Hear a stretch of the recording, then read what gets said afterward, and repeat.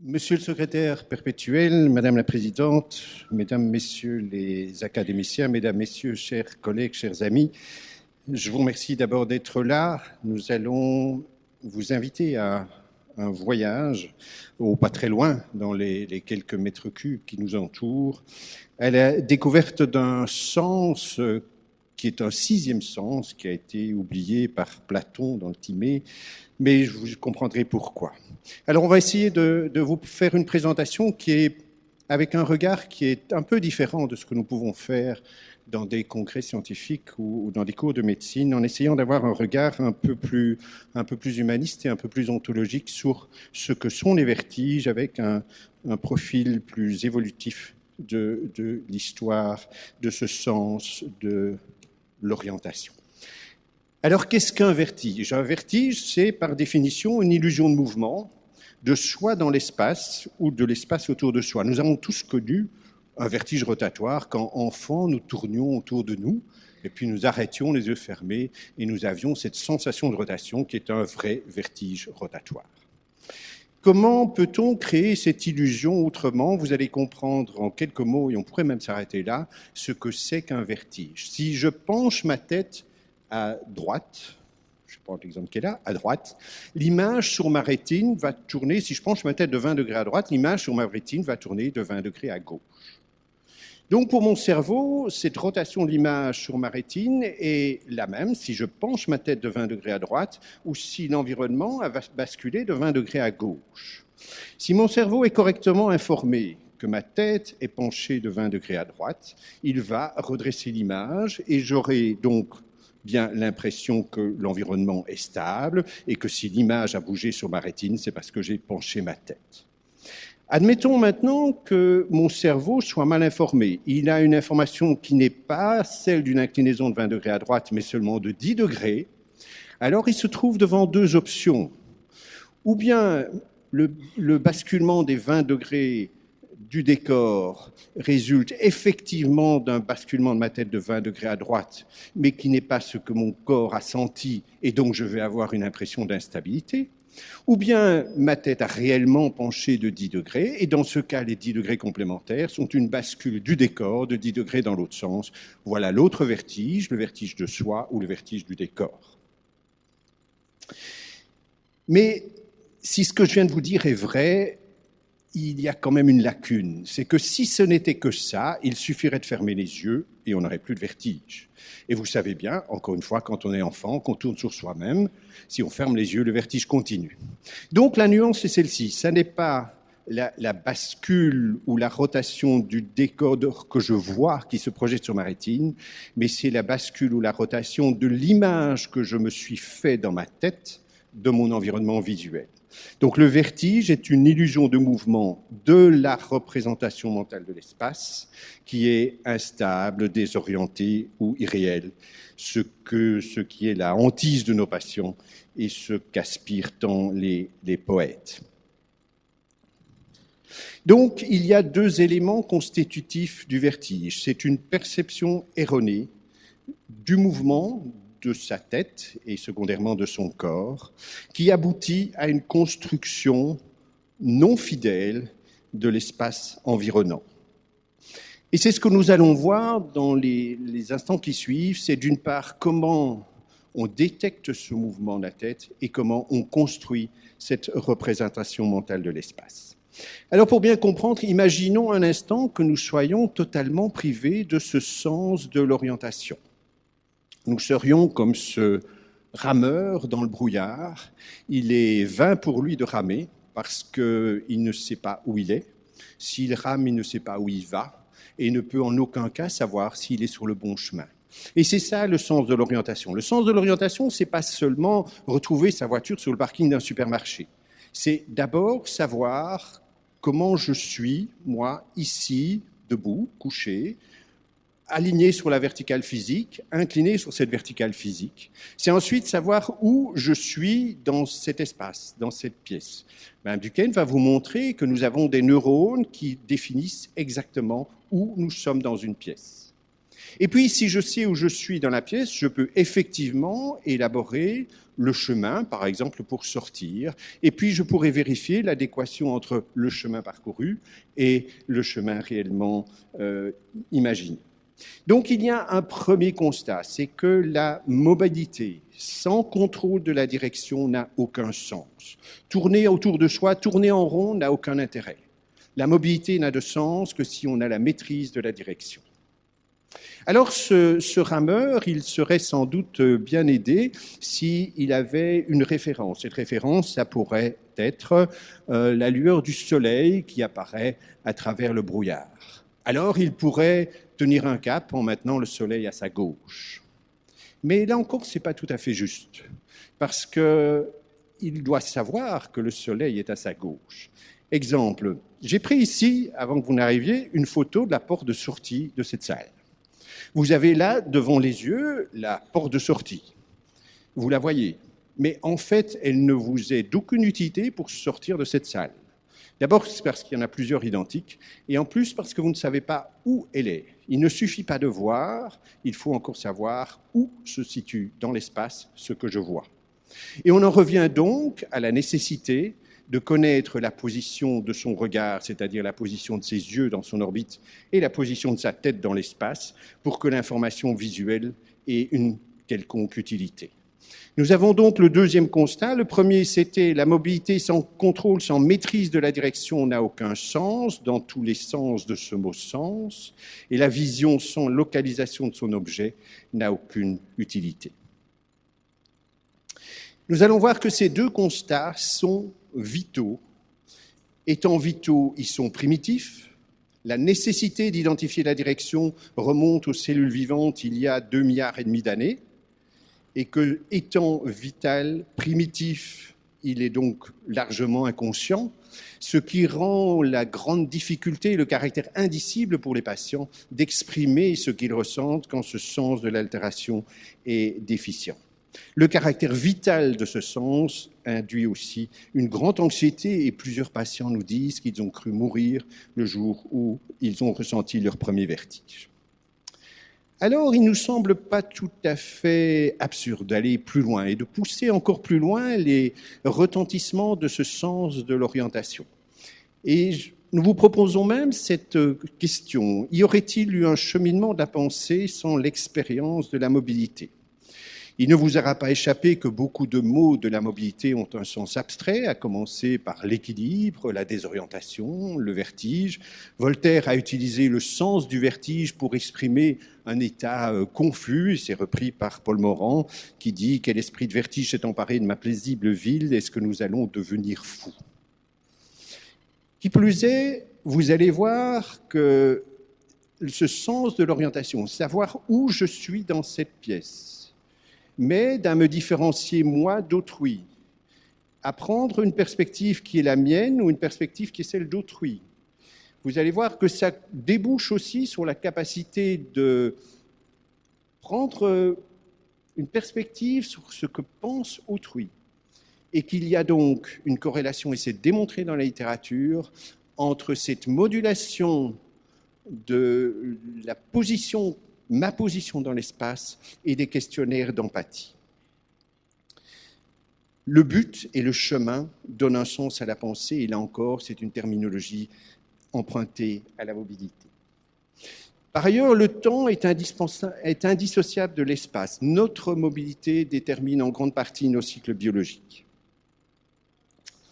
Alors, mon rameur, il avait besoin d'une référence. Cette référence, ça pouvait être le soleil. Alors, c'est aussi la référence qu'utilisent les abeilles, avec déjà une capacité extraordinaire. Les abeilles sont capables de transposer l'angle entre le soleil et la source nutritive de pollen, qui est plus ou moins dans un plan horizontal, et reproduire cet angle dans un plan vertical dans la ruche, entre la verticale gravitaire et l'axe de la danse qu'elles vont pratiquer dans la ruche.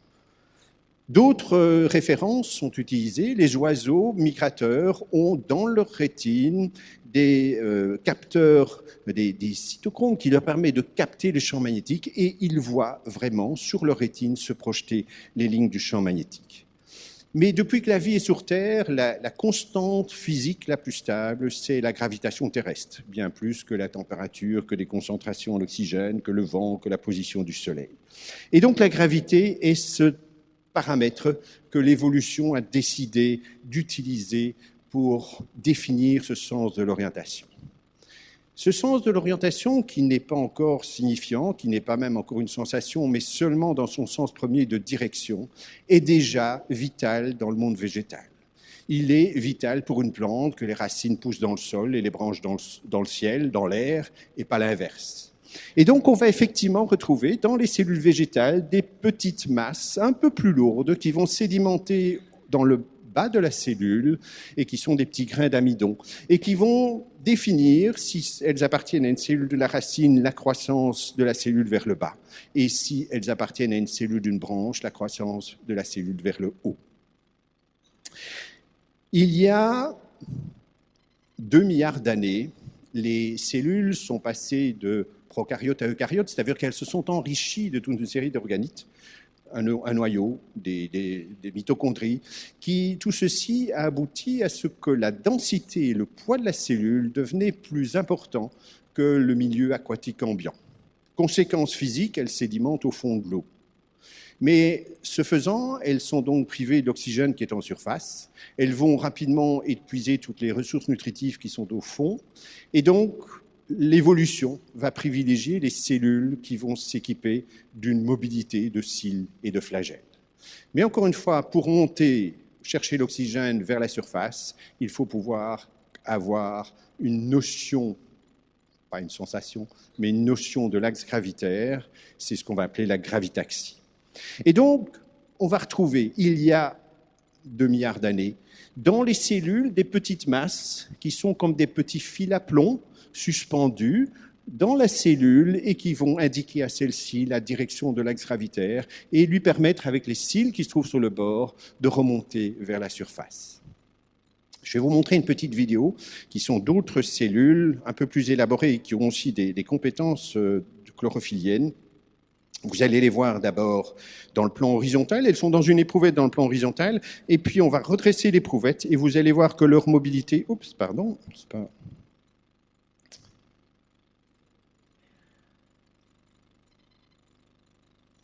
Voilà, elles sont dans le plan horizontal, elles bougent un peu dans tous les sens. On va redresser l'éprouvette et un ordinateur analyse les directions préférentielles de déplacement de ces unicellulaires. Vous voyez que la direction préférentielle, toutes les directions sont vers le haut, mais la direction préférentielle est bien la verticale.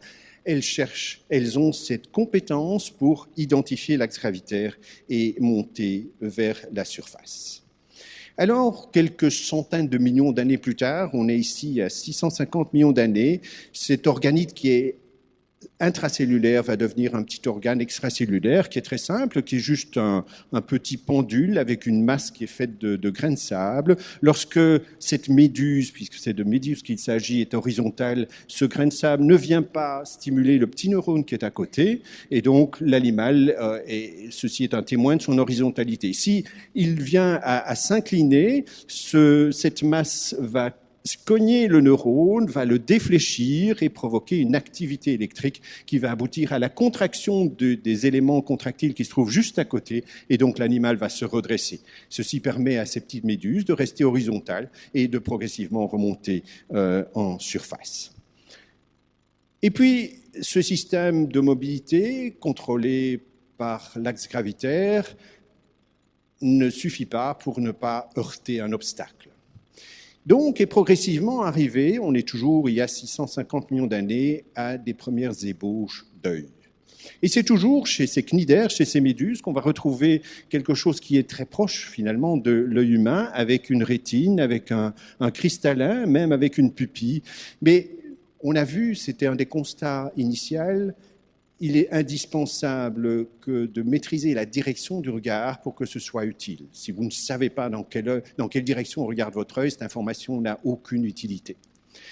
Donc, le plus simple, et ce qu'on va retrouver chez ces méduses, c'est un un organite qui est le rhopalium, qui est pédiculé, dans lequel il y a un lest, qui est de nouveau fait de sable, et sur lequel est fixé un œil qui regarde vers le bas et un autre œil qui regarde vers le haut.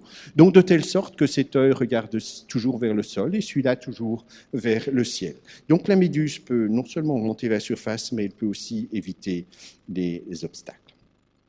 Donc l'évolution se fait d'un capteur intracellulaire et puis un capteur extracellulaire, et puis les choses vont devenir un petit peu plus complexes. On va retrouver chez les crustacés, chez les mollusques, toujours sur le même principe, des cellules avec un petit cil. Lorsque ce cil est défléchi, la cellule est excitée et qui va donc informer l'animal, ses réseaux neuronaux de motricité, de l'axe gravitaire et lui permettre de rester horizontal et ne pas se retrouver, par exemple, sur le dos. C'est exactement ça qu'on va retrouver 650 millions, moins 200 000 années plus tard, chez l'homme, hormis le fait que cette entité circulaire va s'étaler et on va retrouver le même principe de cellules ciliées avec quelques petits cristaux qu'on va appeler, ce sont les autoconies, les otolithes, ces fameux cristaux qui se détachent de temps en temps, vont se promener dans l'oreille interne et sont responsables de ces vertiges positionnels paroxystiques bénins dont on parlera un peu plus tard. Les cellules ciliées, qui étaient relativement peu spécifiques initialement, vont acquérir une compétence supplémentaire, c'est que le sens de déflexion du cil va être sélectif. C'est-à-dire, cette fois-ci, si l'animal penche, ou l'homme ici en l'occurrence, penche la tête d'un côté ou dans l'autre, la cellule ne sera excitée que dans une seule de ces deux positions. Le principe est relativement simple. Vous avez ici représenté des cils qui sont chez l'anémone de mer, peu importe, et vous avez un effet mécanique. Lorsque le cil qui est ici va s'incliner, il va tirer sur ce petit pore cellulaire, laisser rentrer du calcium ou du potassium, et l'activité électrique de la cellule va s'enclencher. Donc on a acquis une sélectivité de l'inclinaison du cil, et c'est ce même principe qui va aboutir plus tard au développement de l'audition et de l'oreille interne. Alors notre système, lorsque les animaux sont très lents, rampants, pas de mouvement rapide, pas de tête désolidarisée du corps, c'est un système qui est relativement fiable pour donner une information sur l'axe de la gravité.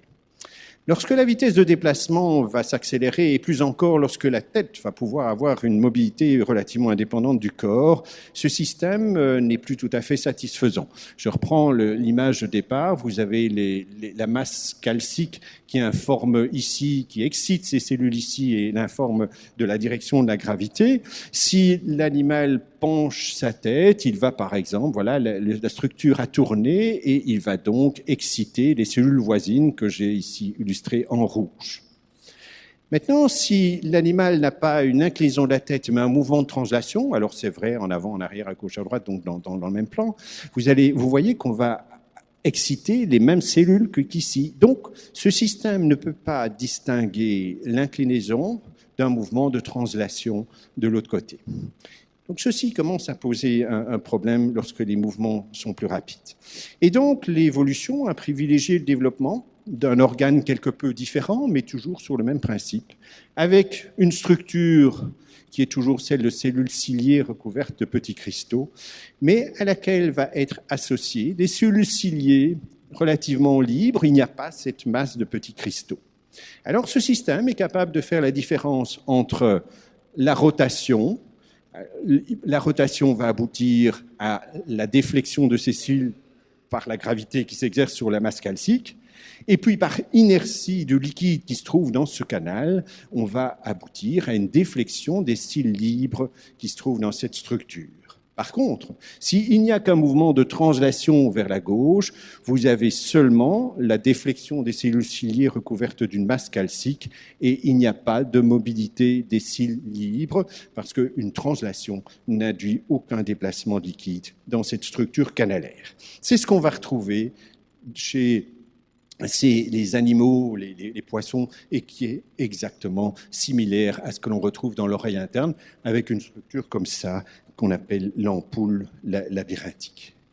Donc ce système canalaire, d'abord chez les animaux comme la myxine, qui est un animal assez rampant, qui ne se déplace globalement que dans un seul plan. Un canal suffit. Lorsque l'animal commence à se déplacer dans les 3 dimensions, chez la lamproie, va apparaître un deuxième canal. Et puis, avec l'accélération des mouvements et avec des déplacements plus clairs encore et plus rapides dans les 3 plans de l'espace, le système va comporter 3 canaux. C'est ce qu'on trouve chez les poissons osseux et qu'on va retrouver à la nuance près du développement de la cochlée pour l'audition, qu'on va retrouver chez les reptiles, chez les oiseaux et puis chez l'homme. Voilà ce qu'est ce capteur dont nous allons parler et dont vous allez entendre les conséquences chez l'homme. Il mesure 11 ou 12 mm. Voici la cochlée qui est la partie d'audition et voici les canaux semi-circulaires responsables de la captation du mouvement.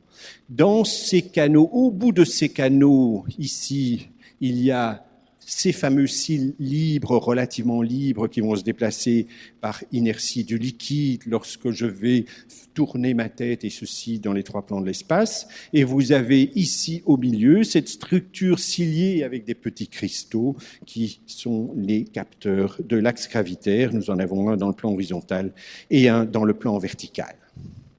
Mais l'ambiguïté que je vous ai montrée tout à l'heure, elle existe toujours chez l'homme. Si l'on n'est pas devant un mouvement rapide de la tête, mais dans des positions, vous allez voir que ce système peut rester ambigu.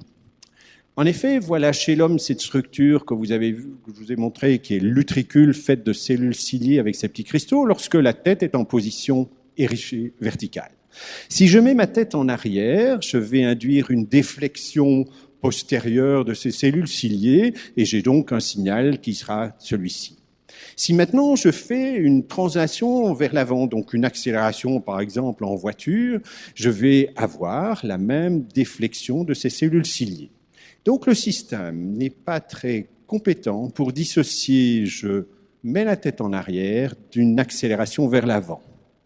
C'est l'inverse, quand je penche la tête en avant, la déflexion va dans l'autre sens. Et voilà par exemple une situation qui est totalement ambiguë pour ce système, qui est celle-ci, qui est je penche ma tête en avant et j'accélère vers l'avant, ce qui se passe quand on chute en avant. Quand on chute en avant, on a une inclinaison, un vecteur qui va incliner ses cils vers l'avant du fait de l'inclinaison de la tête, mais nous avons un mouvement d'accélération vers l'avant qui va plutôt défléchir les cils vers l'arrière. La combinaison des deux est nulle, et donc l'information fournie par le système alors que le sujet est en train de tomber vers l'avant est qu'il ne bouge pas. Il est identique ici et là. Et ceci est probablement l'explication de chute de personnes qui sont incapables de développer une stratégie pour freiner leur chute et leur se rattraper, parce que l'oreille interne ne leur dit pas qu'ils chutent, l'oreille interne leur dit qu'ils sont verticales par rapport à l'axe gravitaire.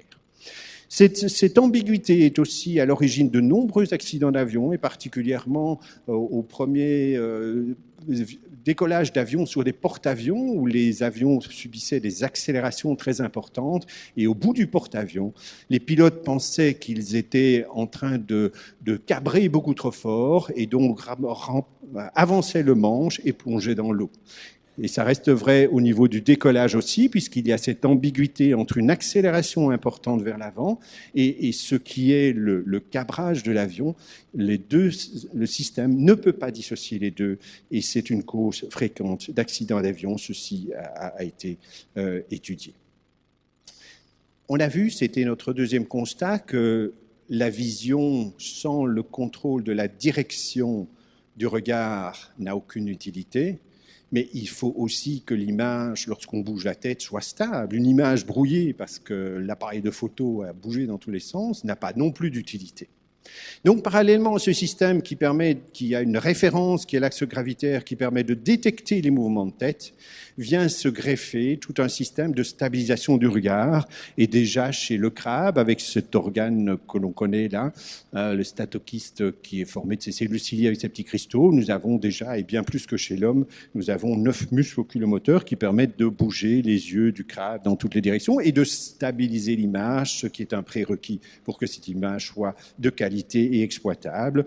Le poisson présente un système similaire, avec en plus les 3 canaux qui vont détecter les mouvements de la tête du corps entier du poisson, et puis l'axe gravitaire, et voici les muscles, le contrôle des muscles du poisson. Et chez l'homme, c'est toujours le même système. Voilà notre labyrinthe humain, avec des canaux dans les 3 plans de l'espace et une relative similarité des plans, des muscles qui vont bouger les yeux. Alors, je vais vous montrer, l'homme de ce point de vue n'est pas le plus performant. Le plus performant, c'est très clairement les rapaces et la chouette. Je vais vous montrer ici une petite vidéo d'un chercheur canadien, Kenneth Monet, et vous voyez l'extraordinaire stabilité de cette tête quand il bouge le corps. Et ça n'est pas au départ de l'information visuelle, parce qu'il va masquer les yeux de la chouette, et vous allez voir que ça fonctionne à peu près tout à fait aussi bien si on met un masque devant les yeux de la chouette. Voilà, les yeux sont masqués et ça fonctionne tout à fait bien. Donc ce système qui fonctionne dans des délais de quelques millièmes de seconde, on est à 8-10 millièmes de seconde, est tout à fait apte, comme une plateforme inertielle, à stabiliser la tête et le regard. Alors faisons un peu à ce stade une synthèse de ce que l'on a vu. On a donc vu que pour que la mobilité, pour que la vision soit utile, il faut une référence. Que sur Terre, depuis que la vie existe, cette référence la plus fiable, c'est la gravité. Qu'à partir du moment où je dispose de cette référence, je peux non seulement stabiliser mon regard, mais je peux savoir où je regarde. À partir du moment où je sais où je regarde, je peux, dans ma tête, localiser au bon endroit, dans ma construction mentale de l'espace qui m'entoure, je peux, comme un puzzle, mettre au bon endroit l'image que j'ai vue. Je regarde à gauche, dans ma tête, je vais mettre l'image de ce que j'ai vu à gauche. J'ai ma tête tournée à droite, je vois la porte là. Maintenant, je peux fermer les yeux, j'ai la porte à gauche et la porte à droite. J'ai pu reconstruire dans ma tête cet espace parce que je connais la position de mon regard au moment où j'acquiers des images. C'est ce que j'ai voulu illustrer ici. Vous regardez et vous construisez progressivement une image de votre espace. Vous construisez une représentation mentale de cet espace. Et c'est dans cet espace que je vais organiser ma motricité. Il y a quelques décennies, on était toujours dans un schéma très sherringtonien où on avait des réflexes et puis c'était les structures au-dessus, supérieures, qui contrôlaient plus ou moins ces réflexes. Aujourd'hui, on n'est pas du tout dans ce modèle-là et toutes les imageries fonctionnelles plaident pour le modèle actuel. On organise d'abord notre motricité dans notre tête et puis on peut là programmer ce qu'il faut comme mouvement pour se tenir debout, pour marcher. C'est vrai pour la programmation motrice, mais c'est aussi pour concevoir des projets, des actions dans cet espace. Et ceci crée un lien que je trouve intéressant avec certaines disciplines de formes d'humanisme orientaux qui travaillent le corps, la posture du corps, et comme dit Fabrice Midal, une posture contre l'imposture. On travaille la posture, on essaie d'être droit dans son corps pour être droit dans sa tête. Alors vous avez compris que non seulement on construit cet espace, que pour se construire cet espace, on a besoin de références, on a besoin d'orienter et de savoir quelle est l'orientation de son regard, mais le contenu de ce que l'on voit est aussi utile pour construire cet espace. Je vous montre ici 4 figures qui contiennent exactement le même nombre de points. Et si je vous demande quelle est celle de ces 4 figures qui représente le mieux une surface horizontale, vous n'avez aucun mal à identifier celle-ci. Celle-ci représente plutôt un plan qui s'incline vers la gauche, ceci est plutôt un plan qui ondule et qui monte, et ceci est un plan frontal. Qu'est-ce que vous venez de faire là? Vous venez d'analyser une information qui est purement visuelle et vous venez d'en déduire une référence orthogonale qui peut vous servir pour vous équilibrer. Ceci pourrait par exemple correspondre à la steppe primitive, parce que vous allez voir, c'est quelque chose qui est bien sûr indispensable. L'animal, il a besoin de savoir quelle est la nature du sol devant lui pour la prédation, la fuite, la chasse, ne pas tomber dans un précipice. Et vous allez voir, c'est un traitement qui est extrêmement précoce. Ce traitement de l'information est possible chez le chaton depuis 4 jours, mais j'ai plutôt trouvé intéressant de vous montrer ce qui se passe chez le bébé. Alors, l'expérience est la suivante. Vous avez une table qui est recouverte d'une grosse vitre qui supporte aisément, sans difficulté, le poids du bébé. Et puis, sous la vitre, il y a une structure en damier qui est juste en dessous de la vitre sur la moitié de la table et sur le sol à l'autre moitié. Donc, le bébé qui est ici a la perspective d'un précipice, mais en fait, il y a une vitre, il pourrait très bien sentir que la vitre est suffisamment solide pour aller au-delà. Alors, l'expérience, vous avez l'assistante qui va déposer la petite fille sur cette partie-ci de la table. La maman de la petite fille est ici et va appeler son bébé. Et je vous laisse voir ce qui va se passer.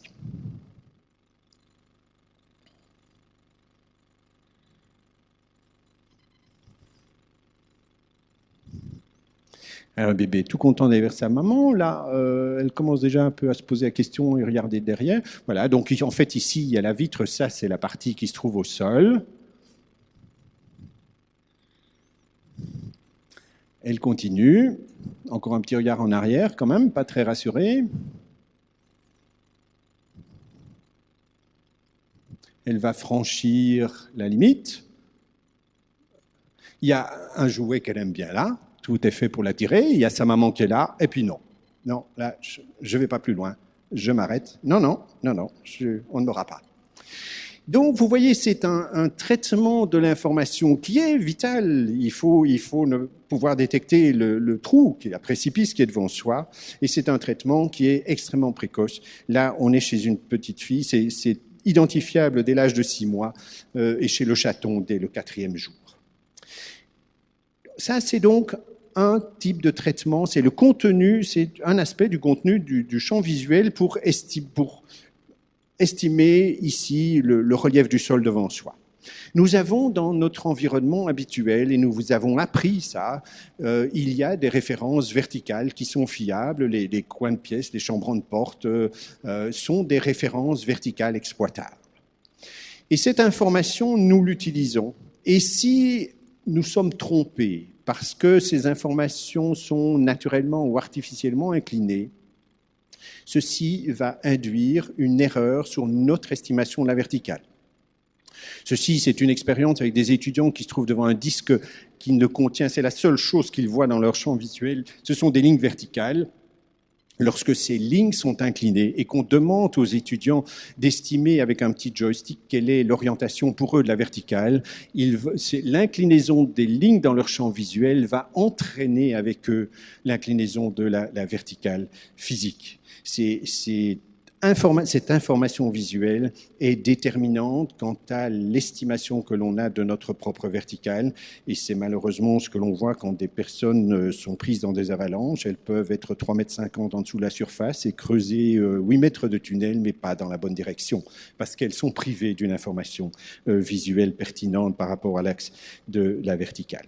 Alors, avec mes collègues et amis, Michel Toupet, qui nous a fait le plaisir de venir de Paris ce soir, et Charlotte Hautefort exprès pour partager ceci avec nous. Nous avons montré chez un groupe de près de 6600 sujets que cette attraction de l'information visuelle par une présentation d'une ligne verticale, en l'occurrence ici d'une référence verticale, entraîne la notion de verticale. Et elle l'entraîne d'autant plus chez les jeunes et chez les personnes âgées, avec une attraction visuelle qui est moindre entre 20 et 50 ans. Ça, c'était pour le contenu de l'information visuelle qui est pertinent pour nous équilibrer.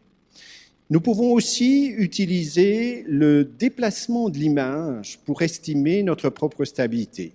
Si le buste en marbre qui est là-bas, si je le vois bouger, je peux, parce que je sais qu'il est fixe, je peux en déduire que c'est moi qui bouge. Je peux donc utiliser le déplacement de l'image de ce buste sur ma rétine pour en déduire ma propre stabilité ou mon instabilité et faire ce qu'il faut pour ne pas bouger.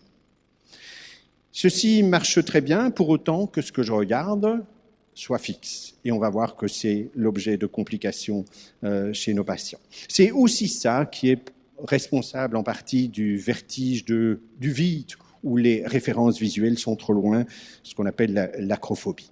Nous avons aussi une autre façon d'estimer notre orientation sur base de l'information visuelle, qui est l'analyse des flux optiques. Voilà le type de traitement qu'on a dans notre cortex visuel et qui nous permet de savoir si nous avançons tout droit, si nous tournons à gauche, si nous tournons à droite, ainsi de suite. Alors, à titre d'illustration, un architecte belge qui trouvait que les livres dans des étagères incomplètes s'abîmaient parce que les livres se croquaient et les livres tombaient, a décidé de faire des étagères inclinées. Alors les livres se portent très bien, mais c'est totalement insupportable de se retrouver dans cette bibliothèque qui est on peut y aller. Mais la secrétaire, elle vous donne la clé. Elle a dit non, moi j'y vais pas, j'aime pas aller là. Parce que ce que nous avons appris à considérer comme des références verticales et horizontales fiables, que sont les étagères et les montants d'une bibliothèque, sont dans le cas présent tout à fait inclinés. Et si vous posez un stylo sur la table, vous allez tout de suite mettre votre main parce que vous êtes convaincu que le stylo va rouler par terre, alors que la table, elle, est parfaitement horizontale. Je vous disais, l'utilisation de ce contenu de l'information visuelle pour estimer sa propre stabilité est à l'origine de bien des symptômes, et c'est extrêmement fréquent. C'est ce qu'on va retrouver sous le terme de syndrome de l'autoroute. Ce sont les personnes qui, lorsqu'elles sont sur autoroute, ont beaucoup de difficultés à un certain moment à maintenir leur trajectoire, parce qu'il n'y a pas de repère visuel fixe. Et la situation est encore plus compliquée parce que le défilement est plus rapide à gauche qu'à droite. Et cette asymétrie donne l'illusion de dévier vers la droite, donc vers le camion, donc ils corrigent en déviant vers la berne centrale, alors qu'en fait, ils allaient tout droit. D'où cette incertitude et cette anxiété très, très importante. C'est ce que des personnes vont retrouver aussi dans d'autres situations, telles que le déplacement dans les allées de grande surface, et beaucoup de patients étiquetés d'agoraphobie, ou en fait ce type de dépendance visuelle de l'équilibration. C'est aussi, dans certains cas, l'intolérance au déplacement dans la foule, mais aussi le défilement d'un texte sur un écran d'ordinateur, ou le défilement du décor par la fenêtre d'un moyen de transport. Mais si vous imaginez que vous ne supportez plus le défilement de l'image sur un écran, le défilement par la fenêtre quand vous prenez le bus, de marcher dans la foule sur le trottoir, de vous véhiculer en voiture, alors la vie sociale, professionnelle, culturelle fond et les gens deviennent dépressifs. Et ils ont quoi? Ils ont juste une erreur de traitement de l'information visuelle pour estimer leur propre stabilité. Bien heureusement, ça se rééduque. Je voulais aussi vous montrer le problème des verres de lunettes. Je vous ai dit, on peut utiliser le déplacement d'image sur la rétine pour estimer sa propre stabilité. Voilà ce qui se passe derrière un verre de myope et voilà ce qui se passe derrière un verre d'hypermétrope. Alors vous pouvez aussi imaginer que vous avez un verre progressif, ça c'est quand vous regardez de loin et ça c'est quand vous utilisez le foyer de près. Donc vous voyez que la perception du déplacement de l'image est très différente et ceci est à l'origine de bien d'inadaptation au verre progressif. Dernier élément, 2 de nos capteurs, l'oreille interne et la vision, sont dans notre tête. Mais pour avancer droit devant, pour ne pas tomber quand le bus freine, c'est la position de notre corps qui est importante, pas seulement la position de notre tête. Et les capteurs de la tête sont incapables de faire la différence entre ce que je vais vous montrer là, c'est je tourne la tête à droite ou je tourne mon corps à droite. Ce qui est important, c'est donc de pouvoir identifier comment est ma tête par rapport à mon corps. Exemple, cette jeune fille qui est dans un bus, la tête tournée à droite. Si le bus freine, le vecteur de décélération qui va être capté par ce système qui est dans son oreille interne est donc un vecteur postéro-antérieur, mais sa tête est tournée à droite. Donc l'organe est, lui, tourné vers la droite. Si maintenant le bus freine, à un moment où elle a sa tête droit devant elle, le vecteur de décélération sera dans l'axe de l'organe postéro-antérieur. Et pourtant, dans ces 2 situations, sa réaction posturale et musculaire pour ne pas tomber doit être la même. Donc, il est fondamental de réorienter toutes ces informations captées par les organes récepteurs de la tête, l'oreille et les yeux, pour pouvoir, cette fois, non plus simplement représenter la position de la tête dans l'espace, mais la position du corps dans l'espace. Et donc, cette information, elle vient des petits muscles cervicaux postérieurs, qui sont donc aussi à l'origine d'instabilité posturale. Il n'y a pas très longtemps, c'est en 2009 que l'on sait exactement où se passe cette transposition de position de la tête dans l'espace à position du corps dans l'espace. Et ça se fait dans un petit noyau du cervelet. Le cervelet, il est là. Et il y a là un petit noyau, le noyau fastigial, le noyau du fait, qui est une structure qui est là. Et toutes les connexions sont ici. C'est les connexions entre l'oreille interne et ce noyau cérébelleux. Et cette structure-là est donc un élément complètement déterminant dans cette capacité que l'on a à identifier la position de son corps dans l'espace. Et on va retrouver beaucoup de sujets qui ont des anomalies de cette évaluation de la position du corps dans l'espace et qui ont des petites lésions qui sont le petit point blanc qui est là, le petit point blanc qui est là, ou encore le petit point blanc qui est là. Vous voyez, ce sont des petites lésions. Seul l'IRM aujourd'hui est apte à nous montrer ceci. Faisons une petite synthèse à ce point avant de passer la parole à Oula Duquesne pour cette représentation mentale de l'espace. La perception de l'orientation du corps dans l'espace et la sensation de stabilité résulte donc de l'intégration de 3 informations, celle de l'oreille interne, du mouvement, de l'axe gravitaire, information extrêmement rapide, en 8-10 millièmes de seconde, mon cerveau a cette information. Là derrière vient une information qui est beaucoup plus précise, qui est l'information issue de la vision, mais qui est beaucoup plus lente. Il faudra 10-15 fois plus de temps au cerveau pour que cette information puisse être intégrée dans cette construction d'image mentale et utilisée pour notre équilibre. Et enfin, il faut connaître la position de la tête par rapport au corps, et ce sont ces petits muscles proprioceptifs. Donc refaisons un peu notre chemin. La gravitation est la référence indispensable pour la mobilité et pour la stabilisation du regard. Une fois que j'ai cette référence, je peux connaître la position de mon regard et la position de ma tête. Donc la position du regard, c'est la position de mes yeux dans l'orbite et c'est la position de la tête par rapport à mon corps. Une fois que je connais cette position, je peux construire mentalement une représentation de l'espace qui m'entoure et je vais pouvoir agir, programmer des mouvements et penser cet espace.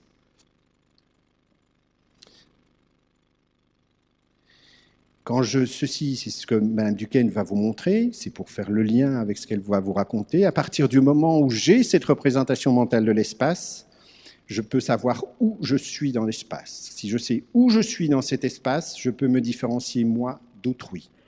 Je peux donc aussi prendre la perspective qui est la mienne et la perspective qui est celle d'autrui. Et ceci va moduler la capacité que j'ai d'empathie avec autrui. Voilà comment on passe de la gravitation à l'empathie.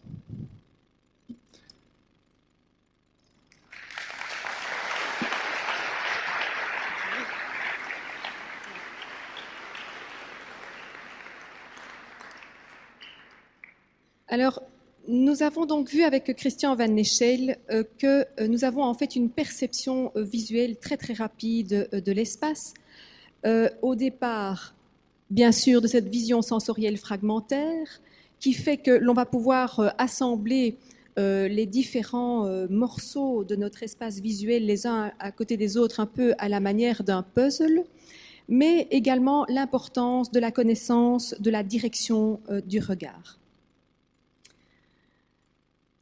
Alors, les informations vestibulaires vont être tout à fait fondamentales, tout à fait importantes pour connaître la direction de la tête, la position de la tête dans l'espace. Alors, vous avez sans doute pensé que cette jeune fille, ce qu'elle regardait se trouvait dans son espace visuel droit. Eh bien non, ce que cette jeune fille regarde se trouve en réalité droit devant elle parce qu'elle a la tête tournée vers la gauche.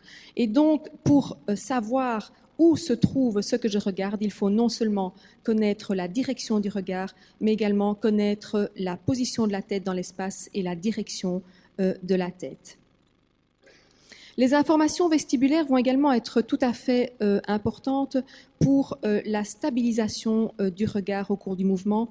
On l'a vu avec cette petite vidéo de la chouette, et c'est le réflexe vestibulo-oculaire. Alors le réflexe vestibulo-oculaire, c'est ce tout petit réflexe qui fait que quand on bouge en fait la tête dans l'espace, notre organe vestibulaire capte cette accélération angulaire de la tête, envoie un tout petit signal en fait dans le système nerveux central au niveau du tronc cérébral, et là, ce réflexe va générer en fait un petit mouvement compensatoire de l'œil qui fait que lorsque je bouge ma tête, eh bien, je suis tout à fait capable de continuer à fixer une cible droit devant moi.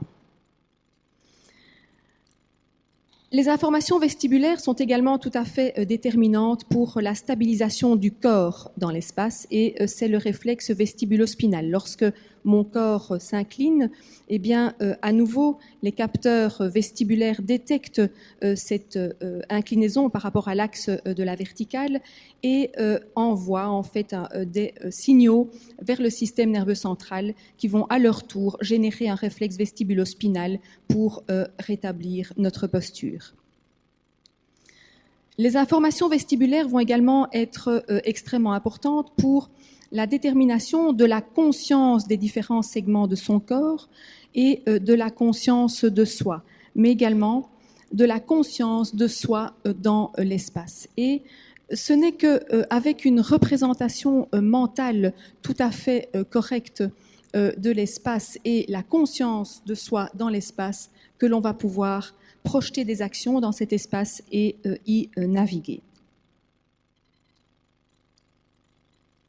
Alors, lorsque les patients se présentent à notre consultation, les symptômes sont extrêmement variés. Les plus fréquents, ceux qu'on connaît bien, ce sont bien sûr les illusions de mouvement avec les vertiges rotatoires ou les pertes d'équilibre et l'instabilité.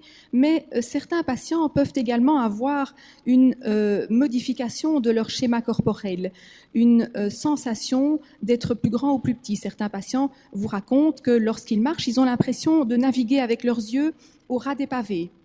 D'autres patients vont vous raconter qu'ils ont l'impression de mesurer 3 mètres.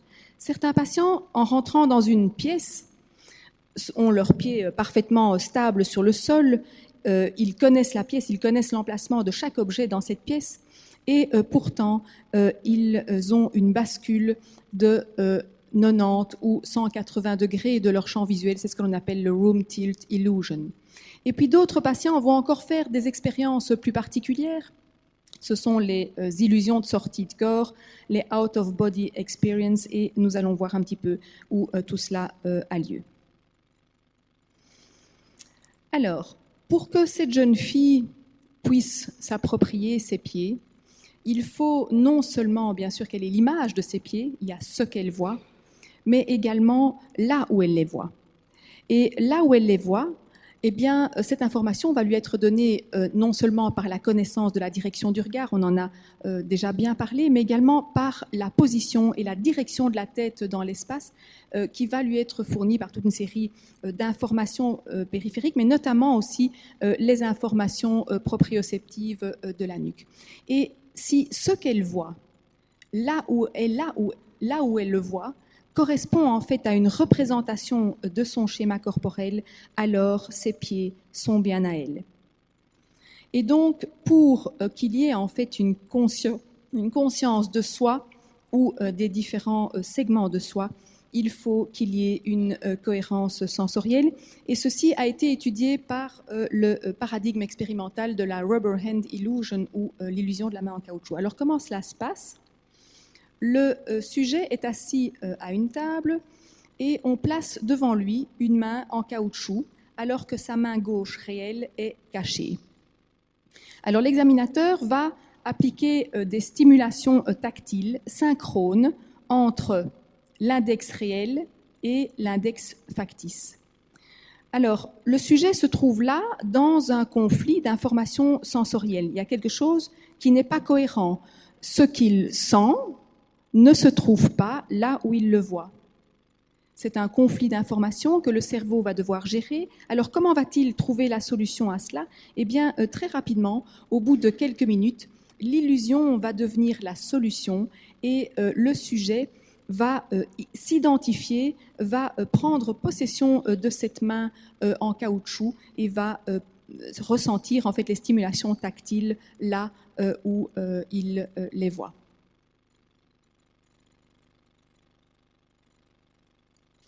Alors, on l'a montré pour les différentes parties du corps et puis ça a été également montré pour le corps entier. c'est le Full Body Illusion. Alors, qu'est-ce que Olaf Blank et ses collaborateurs ont fait? Eh bien, le sujet est debout et porte un casque de réalité virtuelle. Et dans ce casque de réalité virtuelle, il voit son propre corps filmé de dos, comme s'il se trouvait 2 ou 3 mètres derrière ce dos. L'examinateur va alors appliquer des stimulations tactiles sur le dos du sujet.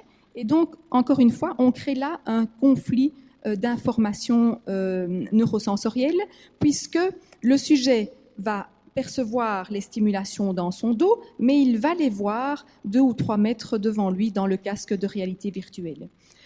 Et donc, très rapidement également, le sujet va s'identifier au corps qu'il voit dans le casque de réalité virtuelle. Il va se désincarner en quelque sorte, se dédoubler pour prendre possession de ce corps irréel qui se trouve à quelques mètres devant lui, vidéo ergo sum. Alors, ceci est vrai également pour un corps, pour son corps propre, pour la visualisation de son corps propre. Ça l'est également pour la visualisation du corps de quelqu'un d'autre, mais avec déjà un temps un petit peu plus long. Et ça l'est beaucoup, beaucoup moins pour la visualisation d'un objet. Alors, ce que l'on a montré là par des expérimentations, eh bien, peut également s'observer dans la clinique. Et voici ce que raconte un patient, enfin ce qu'a dessiné un patient lorsqu'il a fait en fait un malaise chez lui à domicile. Il est assis au salon avec son épouse, qui se trouve ici, et il fait un malaise. Il a le temps d'entendre son épouse qui lui dit « tout va bien ». Il est incapable de répondre et puis il se sent flotter, léviter, et il va progressivement s'élever à 2 ou 3 mètres du sol dans la pièce. Puis il va voir en fait son corps se dédoubler. Il va voir son propre corps de dos s'élever encore davantage devant lui. Et alors, tout à fait extraordinaire, c'est qu'il a vu en fait la pièce depuis cette position désincarnée. Il a vu son épouse en bas dans la pièce. Il s'est senti léger, heureux.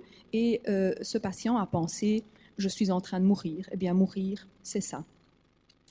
Alors, c'est ce que l'on appelle en fait les illusions de sortie de corps, les out-of-body experience. Et ces illusions de sortie de corps s'accompagnent dans de très, très, très nombreux cas de symptômes visuels. Alors, où est-ce que cela se passe?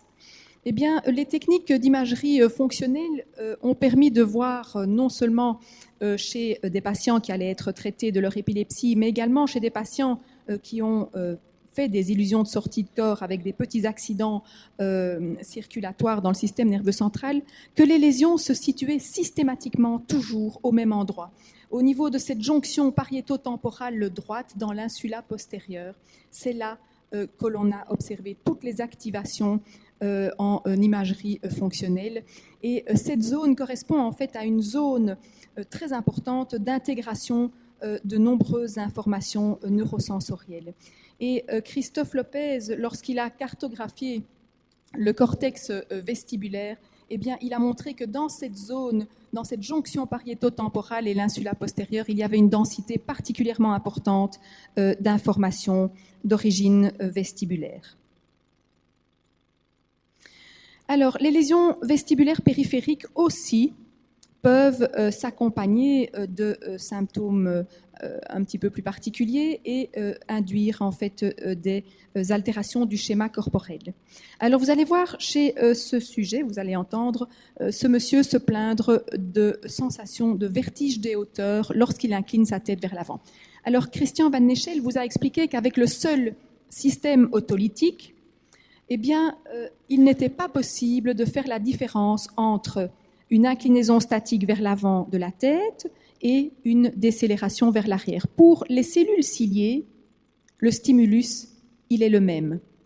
Alors, quand il n'y a pas de lésion au niveau de l'organe vestibulaire, eh bien, c'est le dialogue entre le système autolytique et les canaux semi-circulaires verticaux qui captent en fait le mouvement, l'accélération angulaire de la tête, c'est ça qui va pouvoir, c'est ce dialogue qui va pouvoir lever l'incertitude. Mais quand il y a en fait une lésion au niveau de l'organe vestibulaire périphérique, eh bien, il n'y a plus ce dialogue, il n'y a plus les informations canalaires et le système et le patient, le système nerveux central a le choix de soit se sentir projeté vers l'avant ou s'élever vers le haut, et on va écouter le patient.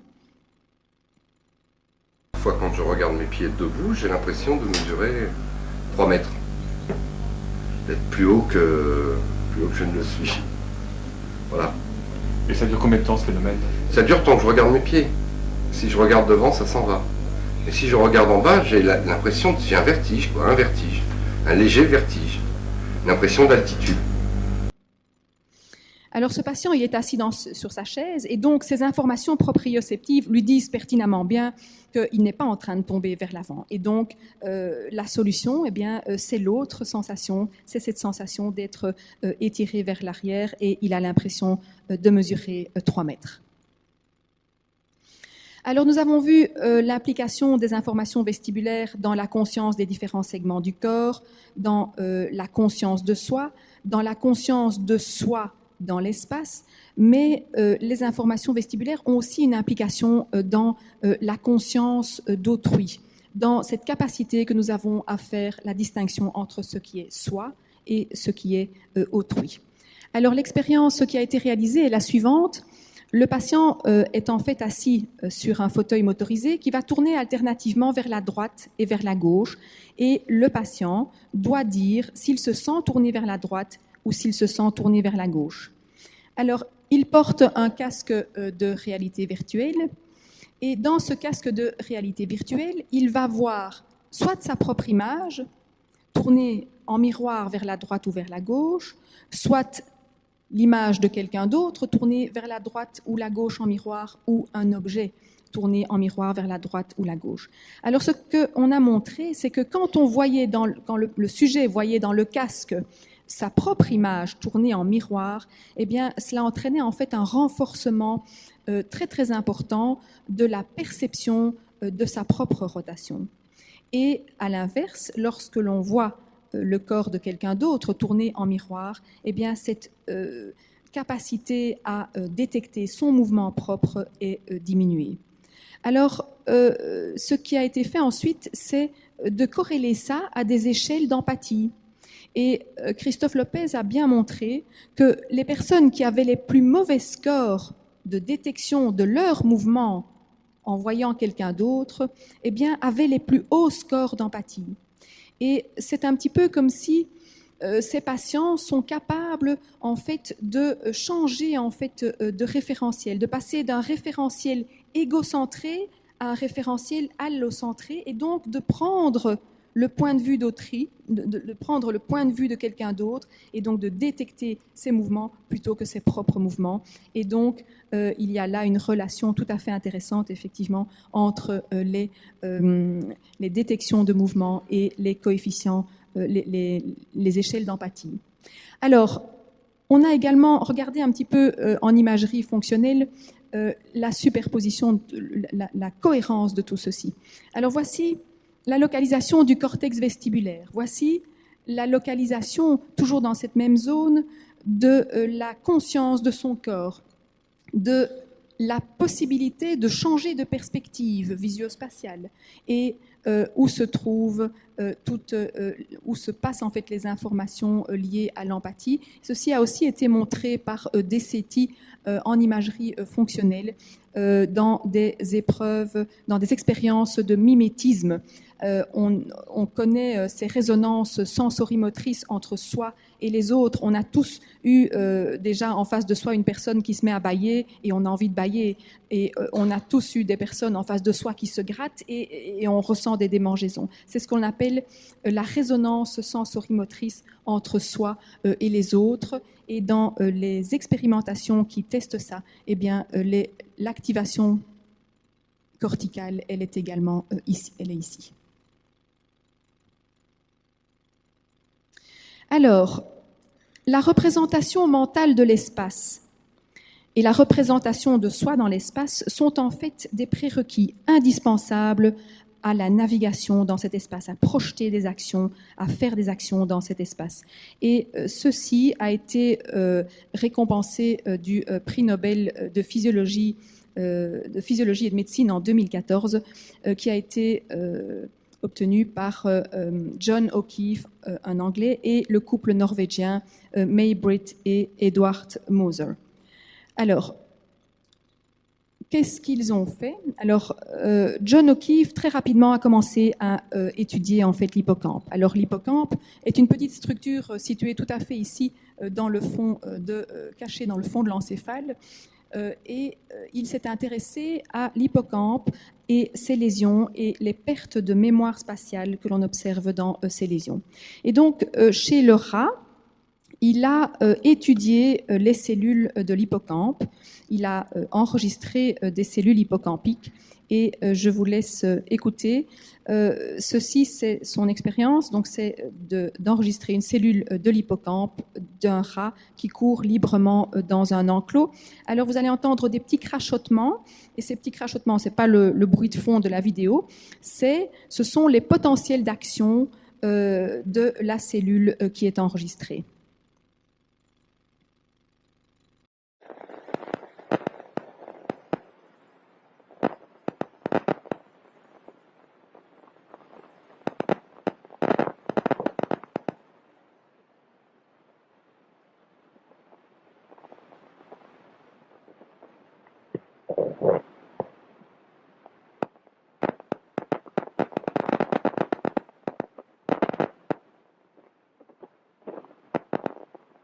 Et donc, à chaque fois que la cellule arrive dans une zone précise de l'espace, eh bien, on entend ces petits potentiels d'action qui déchargent. Et quand la souris quitte cet espace, la souris quitte cet espace que j'ai marqué ici en rouge, eh bien, on observe le silence. Il n'y a plus d'émission de potentiel d'action.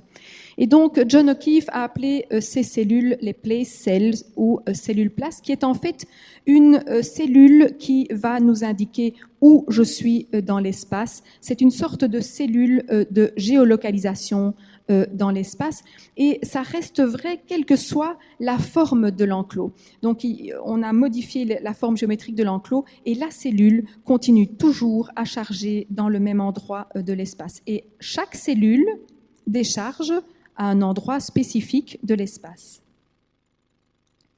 Alors, le couple Moser s'est intéressé en fait aux afférences hippocampiques et notamment à tout ce qui pouvait venir. Ils se sont demandé, mais qu'est-ce qui fait que cette cellule décharge à cet endroit-là de l'espace? Et donc, ils ont étudié le cortex entorhinal, qui est en fait une petite structure ici, située juste en avant de l'hippocampe. Et ils ont fait la même expérience, ils ont enregistré des cellules de ce cortex entorhinal. Alors, dans ces cellules, eh bien, ils ont enregistré en fait une émission de potentiel d'action à différents endroits de l'espace. Et ce qui est incroyable, c'est que tous ces points de l'espace peuvent être reliés par des triangles équilatéraux et forment alors des hexagones parfaits. Et ils ont appelé ces cellules les grid cells. Et les grid cells vont nous donner l'information quelle est la distance parcourue entre deux cellules. Et donc ces grid cells cartographient véritablement notre espace, et un petit peu comme une carte géographique vide en latitude et en longitude. Alors, je sais où je suis dans l'espace, je connais la distance parcourue entre deux points, j'ai un paramétrage de mon espace avec les grid cells. Il me faut encore quelques informations supplémentaires. Alors, nous avons parlé de l'information de la direction de la tête. Eh bien, Taube a étudié dans l'hippocampe les Head Direction Cells, qui sont en fait des cellules qui vont décharger l'opération angulaire de la tête, qui proviennent en fait directement de l'organe de l'équilibre. Alors Solstadt, lui, a étudié dans le cortex entorhinal les border cells. Et les border cells sont des cellules qui déchargent lorsque le rat arrive aux limites de son enclos. Alors, pour cette cellule-ci, par exemple, eh bien, elle décharge tout le temps lorsque le rat arrive sur la limite est de son enclos. Alors, si l'enclos est déformable en longueur ou en largeur, eh bien, cette cellule décharge toujours vers l'est. Cette cellule-ci décharge toujours vers l'ouest. Et donc, on a introduit en fait un obstacle dans cet enclos et la cellule décharge également de ce côté-ci de l'obstacle. Dans cette cellule-ci, on a modifié la forme géométrique de l'enclos et la cellule décharge invariablement vers le nord. Donc, pour naviguer dans l'espace, il faut que je sache où je suis, ce sont les place cells. Il faut que je connaisse la distance parcourue entre deux points, donc il me faut un balisage de l'espace, ce sont les grid cells. Il me faut une direction de la tête, ce sont les head direction cells, et il me faut connaître les limites de l'espace et les obstacles qui se trouvent dans cet espace. Et donc, nous avons là un système qui est en réalité un véritable GPS qui se trouve dans notre hippocampe et dans notre cortex entorhinal. Alors, les informations vestibulaires contribuent très fort à toute l'activité de ces cellules qui nous permettent de naviguer dans l'espace, puisque chez le rat, eh bien, lorsque l'on détruit l'organe vestibulaire bilatéralement, eh bien, on observe en fait une perte de la sélectivité spatiale des cellules, au moins pendant 48 heures, et puis on voit réapparaître une activité, mais qui n'est plus aussi spécifique. Même chose, je vous ai dit que pour les head direction cells, il y avait des afférences d'accélération angulaire de la tête qui étaient données par le vestibule. Eh bien, lorsque l'on détruit les canaux semi-circulaires chez le chinchilla, eh bien, la head direction cells perd sa spécificité directionnelle d'activité. Alors, chez l'homme, on a montré, en fait, chez des patients qui avaient une perte bilatérale de l'organe de l'équilibre, une aréflexie vestibulaire bilatérale, on a observé une fonte de près de 17% du volume de l'hippocampe.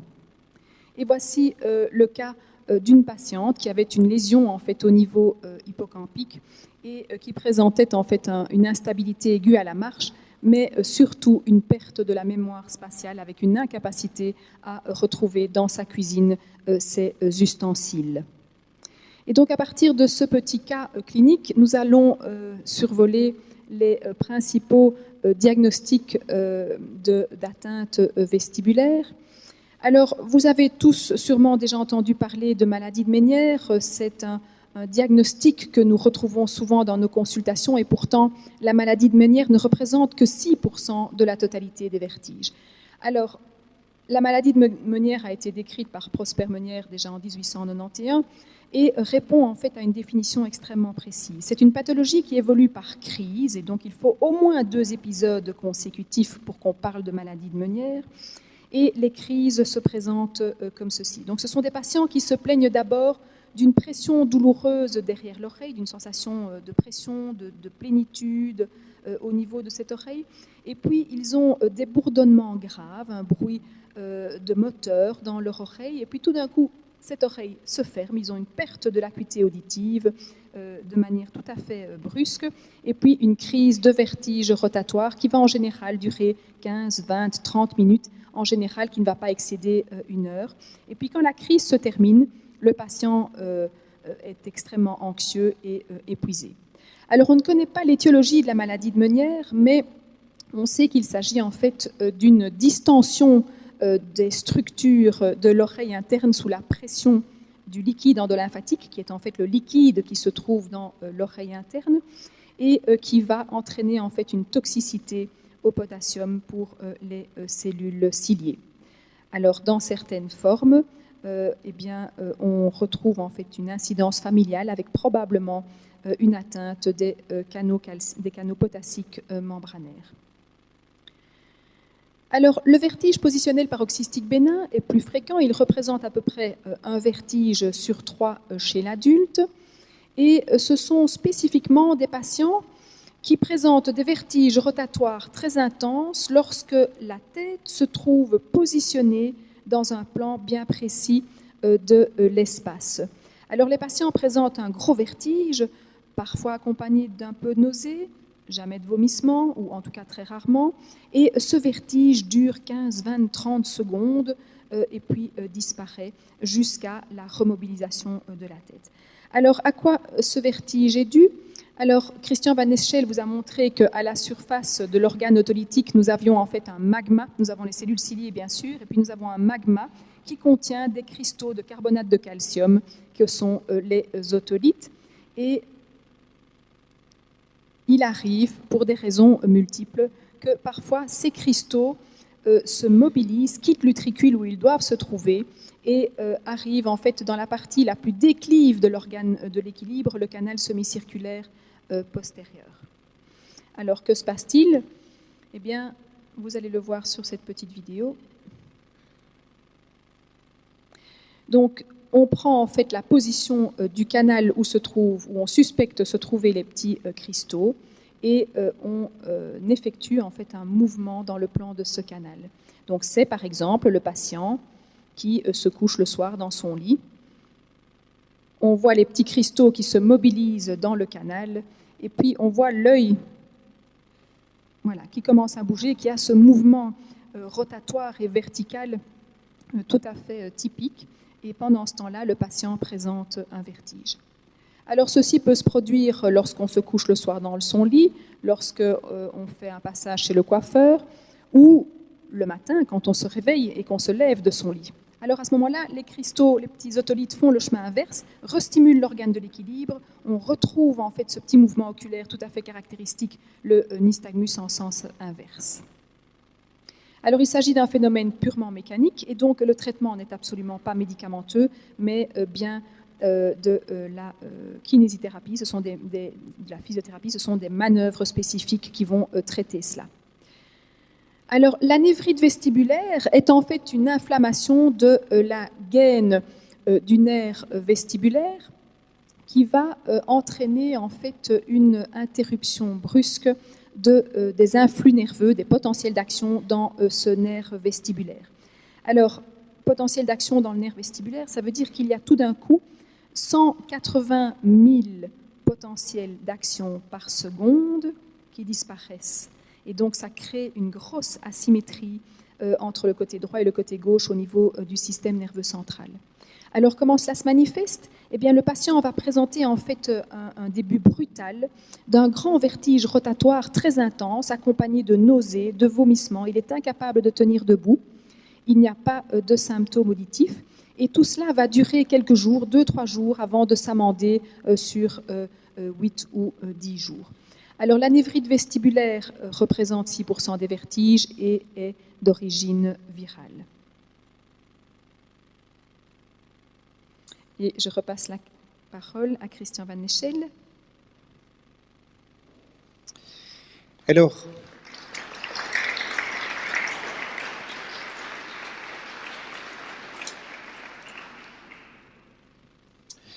il ne vous a pas échappé qu'il y a un traitement cérébral très important de cette information, et donc vous ne serez pas surpris que de nombreux vertiges relèvent en fait d'une pathologie neurologique. Sur une statistique qui porte sur 17 718 patients, le pourcentage de lésions neurologiques à l'origine de vertiges est ici de 12%, sans compter ce dont on parlera aussi, ce sont les vertiges liés à la migraine, et sans compter les vertiges qui sont plus reliés à l'anxiété. Si on ne prend que les migraines et les lésions neurologiques, on est à peu près à 25%. Si on y ajoute les vertiges liés à l'anxiété, on va se retrouver à peu près 40%. Alors le propos de cette leçon conférence n'est évidemment pas de parcourir tout le système neurologique et de voir un peu quels sont les tableaux cliniques. Je voudrais juste vous mentionner un point, c'est l'importance capitale d'une structure qu'on appelle le thalamus comme un aiguillage vers ces très nombreuses structures corticales qui sont impliquées dans la gestion de cette information vestibulaire, et tout un réseau neuronal qui se trouve dans le tronc cérébral et qui détermine cette stabilisation du regard lorsque l'on bouge la tête. Ce système fonctionne avec des boucles de rétrocontrôle. Un réflexe vestibuloculaire avec un capteur des muscles oculomoteurs ne peut pas fonctionner fonctionner de façon ainsi linéaire. Il ne peut pas s'adapter aux modifications liées à l'âge, par exemple, du capteur, à l'interposition d'un verre de lunettes devant l'œil ou à la modification de la viscosité de l'orbite en fonction de l'état d'hydratation ou de l'âge.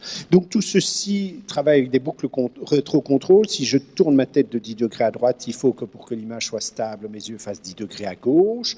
Et donc ceci est vérifié. Et si l'œil fait 9 ou fait 8 ou fait 11, le système va se recalibrer en permanence avec ces boucles de rétrocontrôle.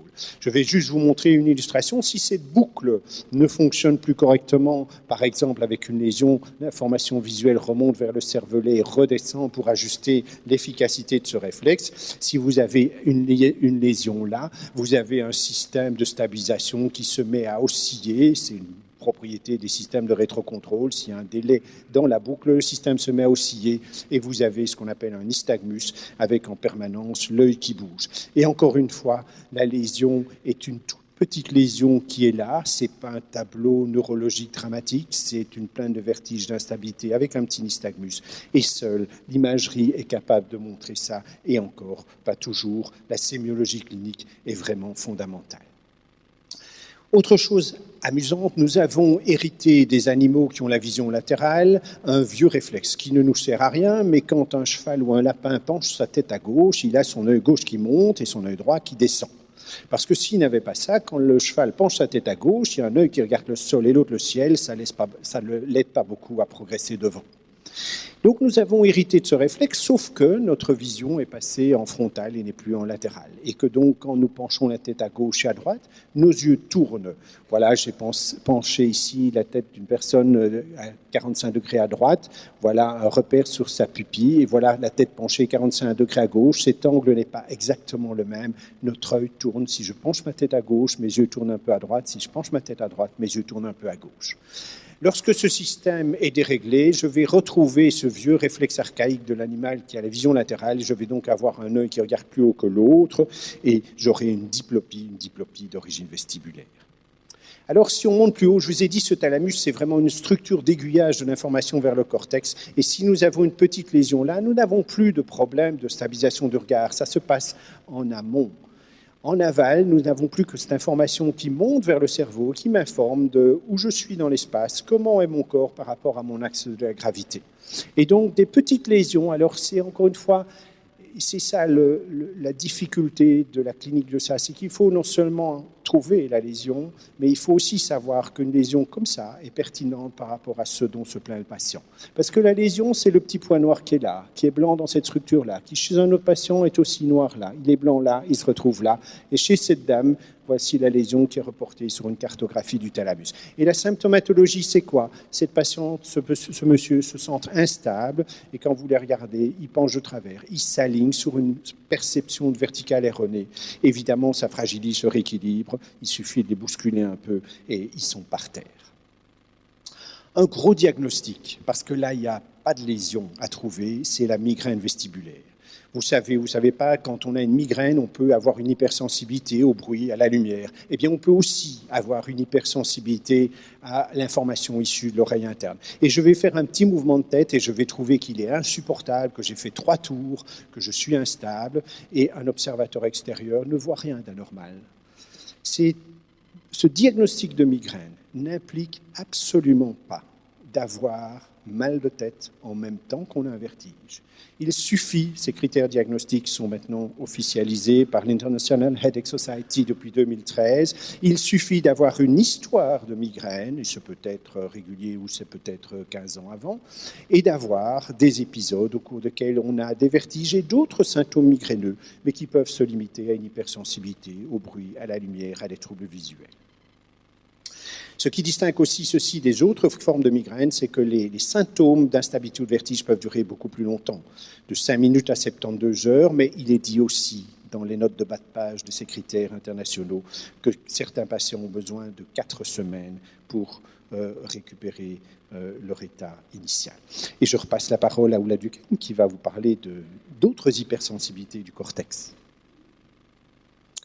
Alors, nous avons aussi des patients qui, longtemps après leur épisode vestibulaire aigu, ou bien à la suite de petits épisodes répétés, parfois sans atteinte de l'organe vestibulaire lui-même, eh bien, des patients qui n'évoluent pas comme on le voudrait, qui n'évoluent pas favorablement et qui, lorsqu'ils sont confrontés à des stimulations vestibulaires implicites de la vie de tous les jours, que nous ne ressentons pas, dont nous ne sommes pas conscients, comme par exemple vider un lave-vaisselle, tourner la tête de gauche à droite avant de traverser une rue, prendre des choses en hauteur, faire des mouvements vestibulaires, des mouvements répétés, eh bien, ces patients peuvent présenter en fait une sensation d'inconfort persistant ou croissant lors de ces exercices et les informations vestibulaires peuvent alors devenir conscientes, symptomatiques,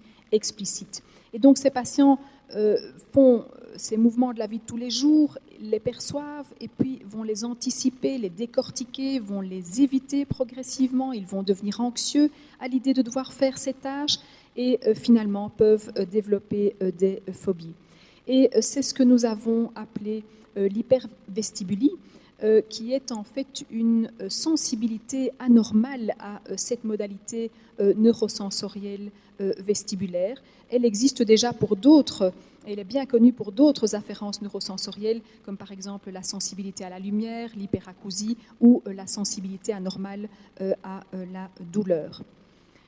Alors, avec notre équipe de Paris, eh bien, nous avons étudié plus de 400 patients qui se plaignent d'hypervestibulie. Et sur ces patients, nous avons surtout retenu un groupe de 130 patients les plus hypervestibuliques. Et nous avons montré que ces patients ne pouvaient pas être associés à des patients uniquement migraineux. Parce qu'en effet, Christian Van Neschel vient de vous le dire, dans la migraine, on a cette hypersensibilité à des afférences neurosensorielles comme la lumière, le bruit ou les odeurs, etc.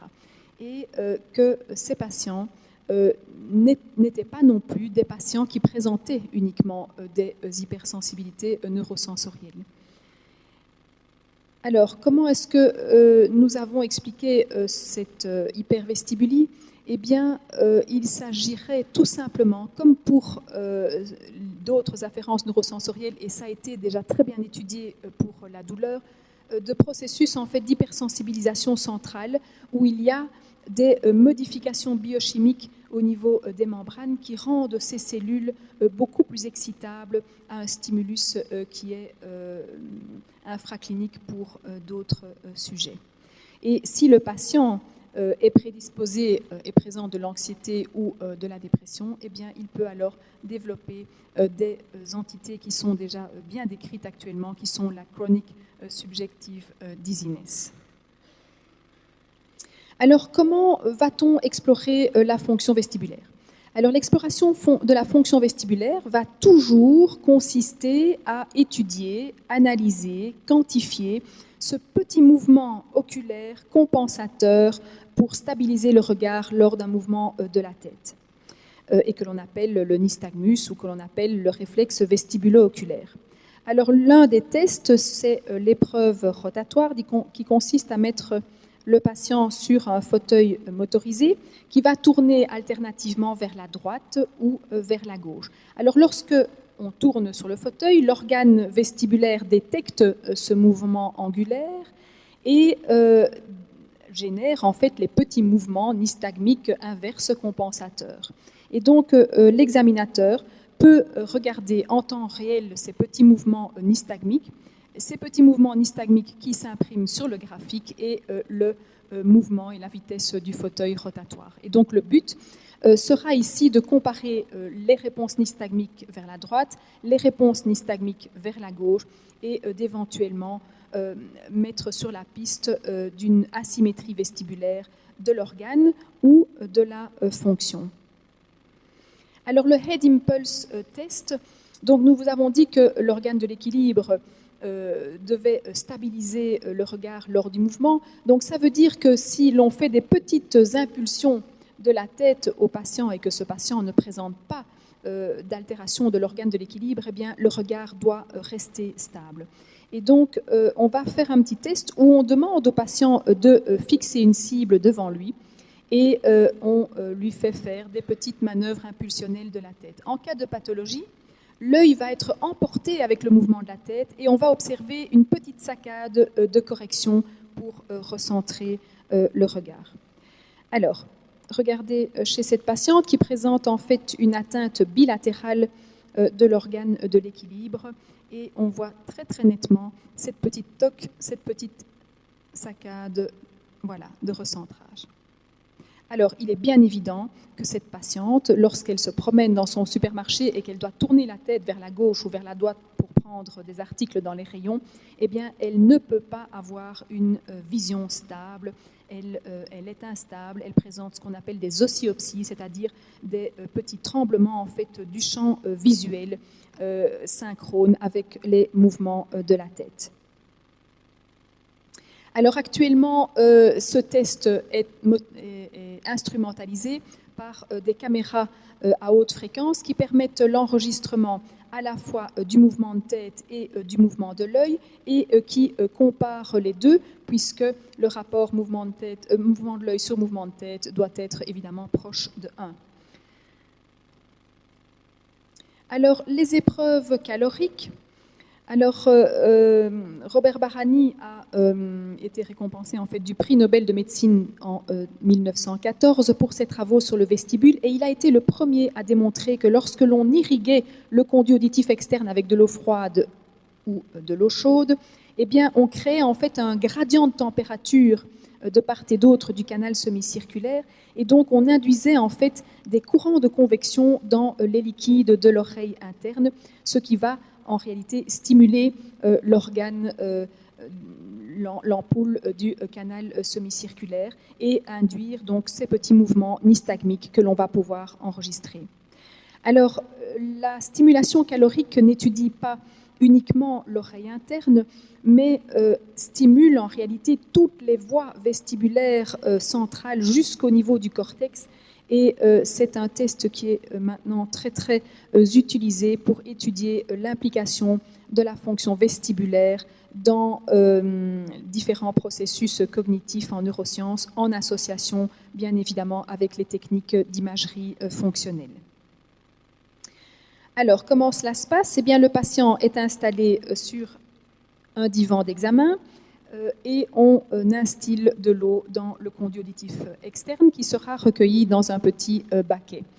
Alors, voici ce que l'examinateur observe. Et donc, on voit en temps réel le mouvement de l'œil du patient que l'on retrouve ici sous forme graphique avec donc cette écriture des petits mouvements saccadiques de l'œil. On va pouvoir déterminer en fait une réflectivité de l'organe vestibulaire. Et on va pouvoir montrer par exemple le cas d'un sujet qui ne présente pas d'atteinte au niveau de l'organe vestibulaire avec une bonne réflectivité des deux oreilles internes aux stimulations caloriques. Ici, vous avez le cas d'un patient qui présente en fait une atteinte unilatérale droite. On voit qu'il y a beaucoup moins de réaction sur l'oreille droite. Et ici, un patient qui présente une aréflexie vestibulaire droite. C'est le seul examen qui permette véritablement d'étudier indépendamment chaque oreille interne.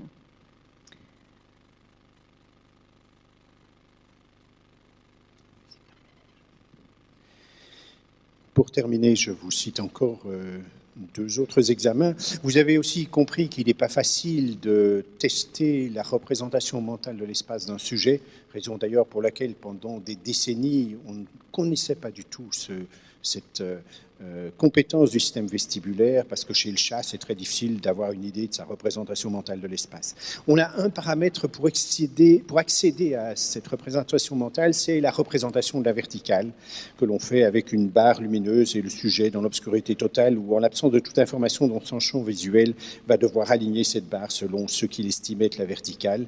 Encore une fois, avec l'équipe, nos collègues et amis de Paris, nous avons montré que ce qui était déterminant là-dedans, c'est la position de la tête dans l'espace.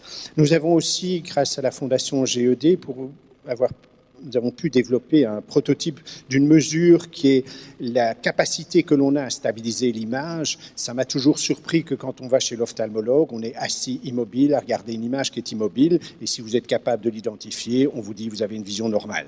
Dans la vie de tous les jours, il est extrêmement rare qu'on regarde de façon immobile une image qui est en noir sur fond blanc et qui ne bouge pas. Donc, dans la vie de tous les jours, ça paraissait utile d'avoir un outil qui nous permette de savoir ce que l'on voit quand on bouge, et c'est notamment le cas quand on marche, quand on court et quand on a des activités sportives. Et donc, on a pu développer avec eux un outil qui est l'acuité visuelle dynamique.